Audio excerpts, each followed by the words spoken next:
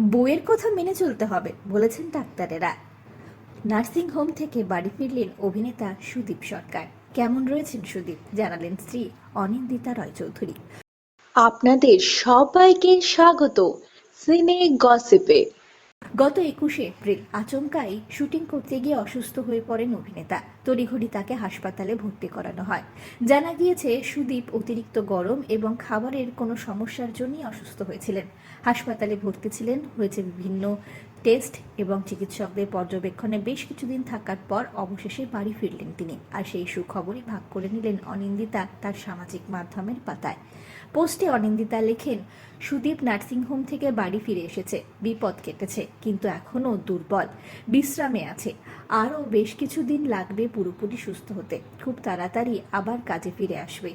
কিছু ওষুধ খেতে হবে এবং সাবধানতা মেনে চলতে হবে। পোস্টের মাধ্যমে অভিনেত্রী সকলকে ধন্যবাদ জানিয়েছেন যারা এই সময় তাদের পাশে ছিলেন।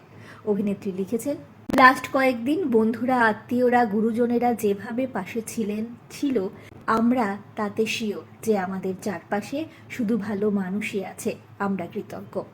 এছাড়াও একটু মজা করে অনিন্দিতা লিখেছেন, সুদীপ তাড়াতাড়ি সুস্থ হয়ে উঠুক। ওষুধ, বিশ্রাম ছাড়াও স্পেসিফিক্যালি ডক্টর মেনশন করে দিয়েছেন বউয়ের কথা শুনে চলতে।